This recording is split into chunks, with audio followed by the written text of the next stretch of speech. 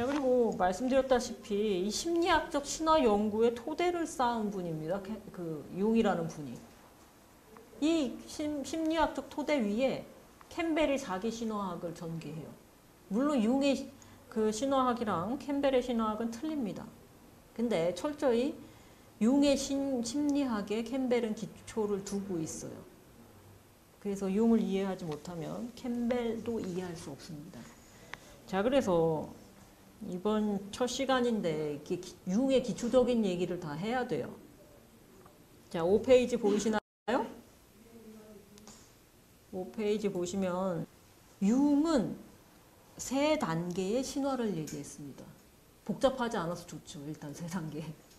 자, 융은 어떻게 신화를 봤냐면 어떤 개인이 집단 무의식으로부터 자기를 분리를 해서 성장하는 과정을 신화에 비유를 했어요. 이게 무슨 얘기인고 하니 한 인간이 태어났을 때 그 갓 태어난 아기가 내가 나라는 의식을 갖고 있을까요? 갓난아이가? 갓난아이가 거울 앞에서 자기를 인식하는 걸 뭐 거울 단계라고 락강은 얘기를 했지만 아기가 처음 태어났을 때는 엄마랑 자기랑 분리를 못해요. 그러니까 엄마로 대표되는 그 세계와 자신을 분리하지 못합니다. 근데 내가 나고 엄마는 엄마고 세상은 세상이야 이렇게 분리를 해서 의식을 분리를 해서 그 분리된 의식을 가지고 자기 정체성을 구축하고 내 자신이 되는 게 신화적인 3단계를 밟는다고 얘기를 한 거예요. 그러니까 이게 신화라고 해서 옛날애가 아닌 거 아시겠죠? 자, 그래서 이 3단계 신화가 뭐냐면 첫 번째 창조 신화, 두 번째 영웅 신화, 세 번째 신성혼 신화 이렇게 3단계입니다.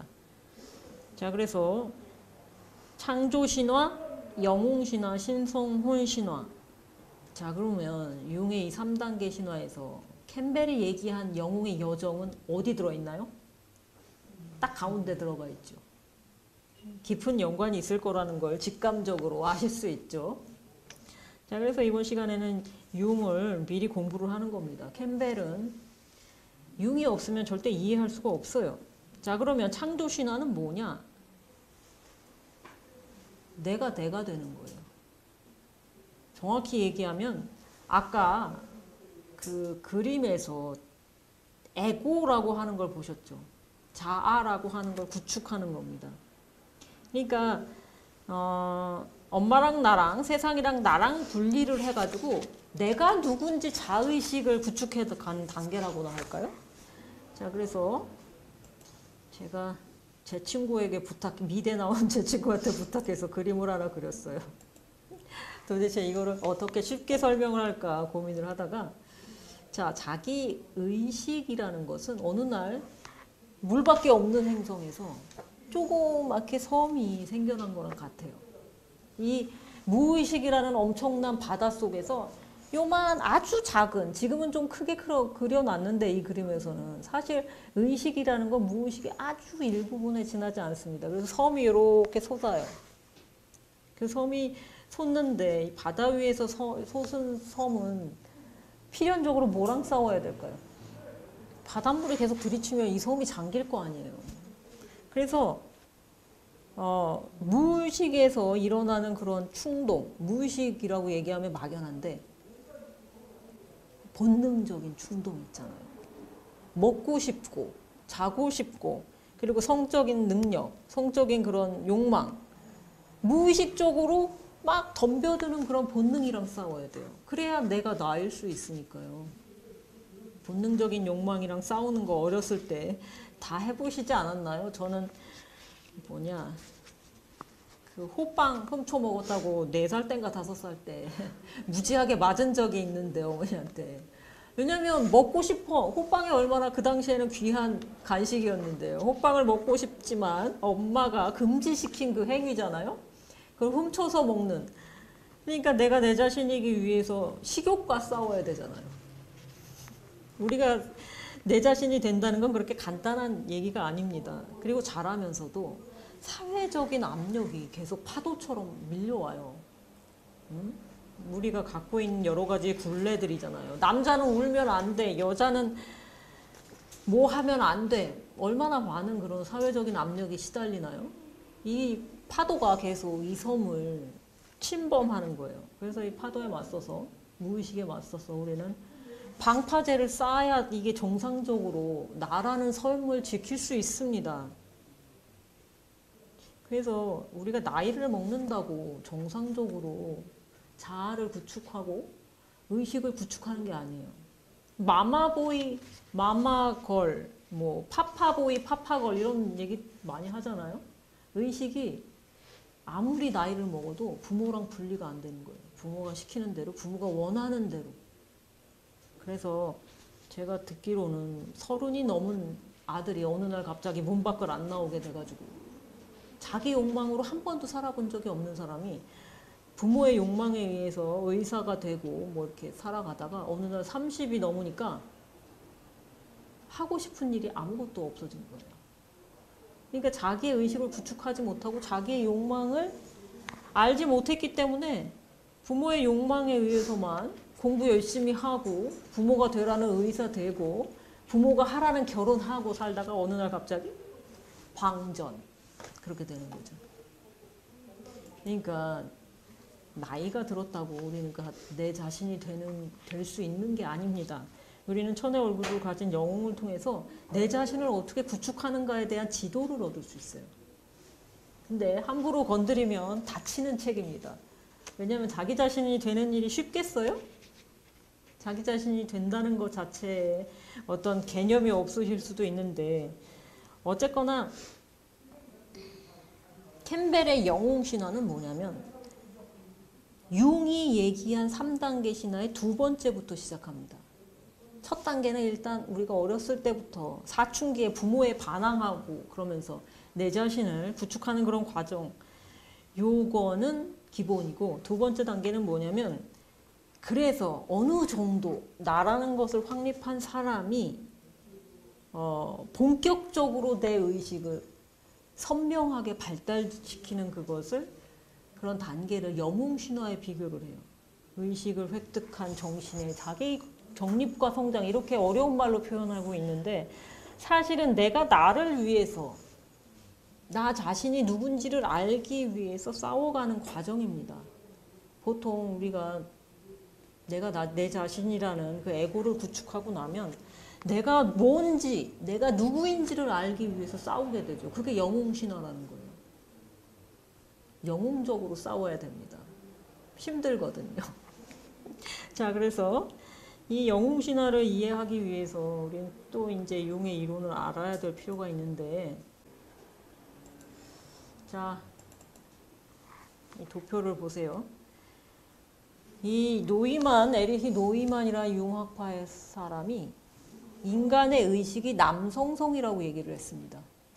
인간의 의식이 남성성이래요. 그러면 여성의 의식도 남성성이야? 그런 생각 해보셨나요? 우리의 의식이 진짜 남성적인 성향을 갖고 있을까요? 남성성이라는 그 성향은 나의 욕망의 대상이 되는 걸 가르는 거예요. 이건 제 표현입니다. 주체와 대상을 가르는 힘이라고. 남성성이라고 정의하는 그 특질은 뭐냐면 욕망하는 내가 있고 욕망의 대상이 되는 타자가 있는 겁니다. 그걸 보통 심리학에서는 남성성이라고 얘기합니다. 여성성은 뭐냐면 이것도 역시나 저의 정의인데 자기가 욕망의 대상이 되고자 하는 거예요. 락강식의 정의라고도 할 수 있습니다. 남성성은 강박이라고 해서 내가 욕망하고 다른 거는 나의 욕망의 대상일 뿐이에요. 그러면 여성성, 락강이 얘기하는 여성성, 히스테리로 정의되는 그건 뭐냐면 내가 다른 사람의 욕망의 대상이 되고자 하는 거예요. 말이 어려울 수 있는데 내가 뭔가를 욕망하는 주체로서의 남성성과 욕망의 대상이 되고자 하는 여성성을 비교를 하시면 됩니다. 그래서 내가 나와 타자를 가르는 그 힘, 그 자체가 의식이잖아요. 그렇기 때문에 남성성으로 경험된다고 얘기를 한 거예요. 근데 여성성의 특징은 무의식이기 때문에 아까 파도가 계속 몰려와서 그 섬을 삼키려고 하잖아요. 의식을 주체와 대상을 통합하는 거, 의식과 무의식을 통합하려고 하는 심을 여성성으로 얘기를 할 수 있습니다. 자, 그럼 어렵게 얘기하지 말고 우리 동양에서는 남성성, 여성성 그러면 성차별적인 요소가 있기 마련이잖아요. 우리는 동양에서는 양과 음이라고 얘기합니다. 음양의 조화 이거 얘기하잖아요. 그래서 음양이라는 표현을 융도 선호를 합니다. 차별적인 요소가 없기 때문에. 우리가 의식이 남성성으로 경험된다고 할 때 왜 차별적으로 느끼냐면 의식이 무의식보다 월등하다는 무의식을 갖고 있는 거 아닌가요? 제가 질문을 잘못 드린 것 같은데 의식이 중요한가요? 의식이 중요한가요? 내 의식, 나만의 것? 뭐 이런 생각들을 갖고 계시기 때문에 인간의 의식 자체가 굉장히 뭐랄까 중요하게 여겨지는 게 있어요. 특히나 의식 같은 거는 정신 이런 거랑 착각을 해요. 혼동을 해요. 사실 의식은 그런 뜻이 아닌데 근데 사실은 의식하고 무의식을 놓고 봤을 때 어느 쪽이 우월한가요? 의식이 우월한가요? 무의식이 우월한가요? 그러니까 우리가 생각할 때 의식이 중요하고 무의식은 폄훼하는 경향이 있습니다. 그래서 의식이 남성성으로 경험한다고 그럴 때 이게 차별적이라고 생각하실 수 있어요.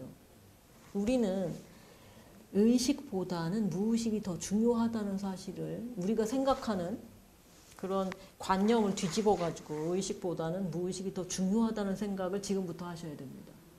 아까 그 그림을 다시 보여드리면 자, 우리의 의식은 이 대양이 너무 작게 그려져 있는데 이 대양이 아주 미미한 빙산의 일각에 불과한 섬이에요. 우리의 의식은. 무의식은 나머지 전체입니다. 그러니까 훨씬 거대하고 큰 거예요. 우리의 의식이라는 것이 우리가 지금 제정신을 갖고 살아간다고 생각하기 때문에 의식을 중요하게 여길 뿐 사실 우리 정신의 아주 일부분이라는 뜻입니다. 아시겠죠? 자, 그래서 이 영웅신화의 특징은 뭐냐면 괴물과 싸우는 영웅의 행로가 실제는 뭐냐. 영웅신화 보면은 뭐 용을 무찌른다든가 사자를 죽인다든가 대표적인 게 제가 헤라클레스를 듭니다. 헤라클레스는 워낙 유명한 그리스 신화의 영웅이니까 헤라클레스는 아시죠? 헤라클레스의 12가지 과업 해가지고 사자부터 뭐 히드라 같은 괴물까지 그리고 뭐 저승의 개를 잡아온다든가 뭐 여러 가지 과업을 수행을 하잖아요. 헤라클레스가 싸우는 그 괴물이 뭔가요?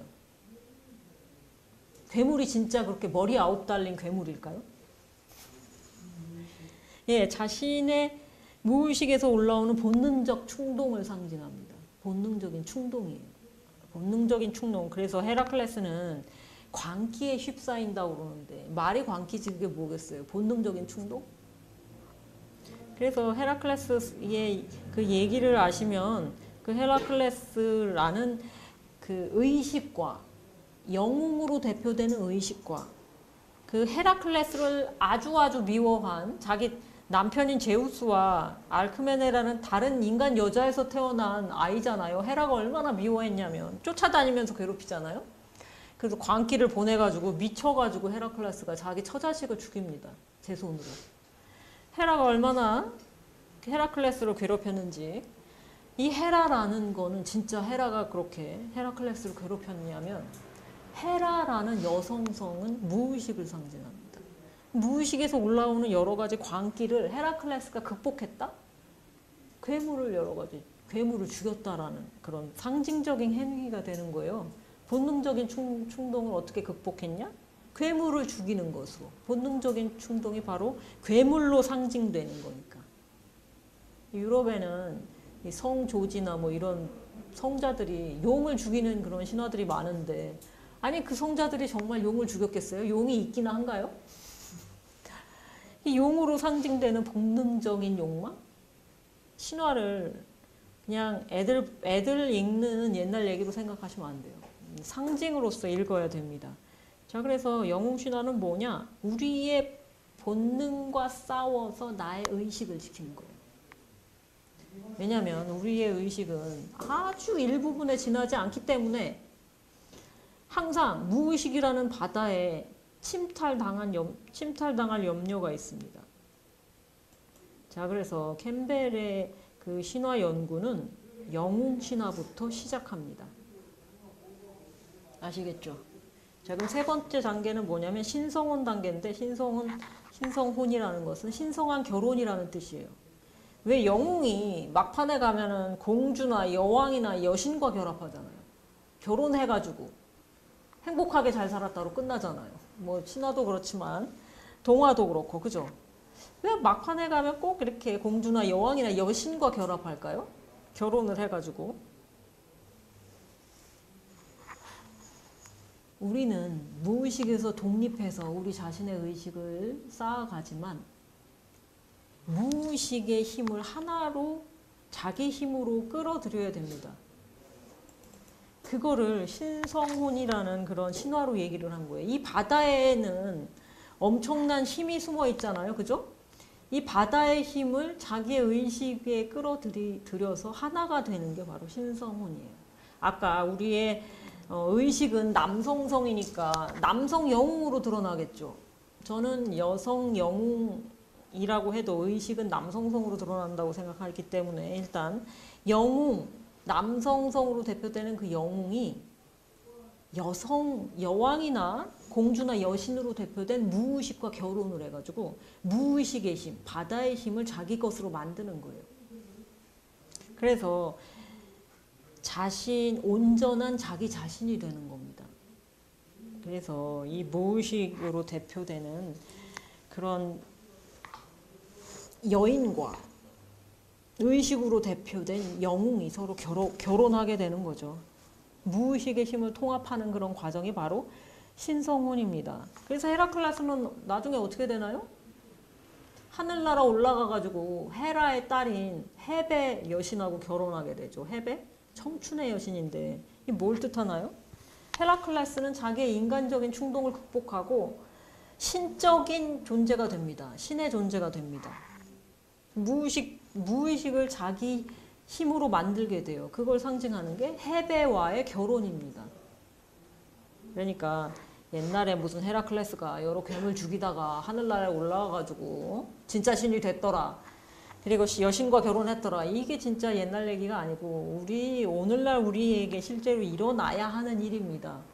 우리도 우리의 의식을 가지고 우리의 반려와, 저는 이걸 인도에서는 그걸 반려라고 표현을 하거든요. 그러니까 여성성, 남성성 이게 아니라 자신의 반려와 결혼을 해야 됩니다. 실제 결혼이 아니라는 거 아시겠죠? 우리의 실제 결혼이 아니라는 거 아실 거예요, 아마.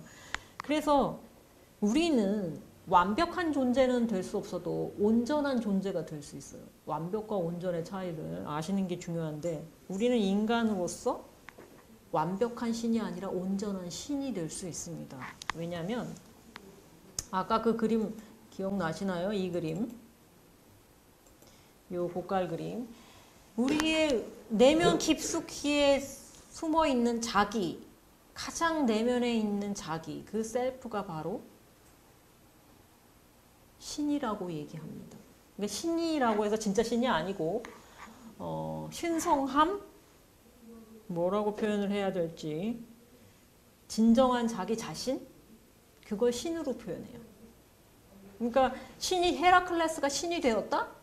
정말 하늘나라 신이 됐다는 얘기가 아니고 진정한 자기 자신이 됐다는 뜻입니다. 진정한 자기 자신이 됐다는 게 온전한 자기 자신. 우리가 흔히 신의 이미지로 보는 그런 완전의 이미지, 온전의 이미지, 자기가 바로 우리 종교에서는 신적인 이미지로 나타나게 돼요. 인도에서 아트만이라고 부르는 그 참나, 진짜 나가 이 신성혼의 결과로 도달할 수 있는, 우리가 살아생전에 이런 신의 경지에 도달할 수 있다는 뜻입니다. 얼마나 대단한가요? 우리는 살아서 신적인 경지에 도달할 수 있다니까.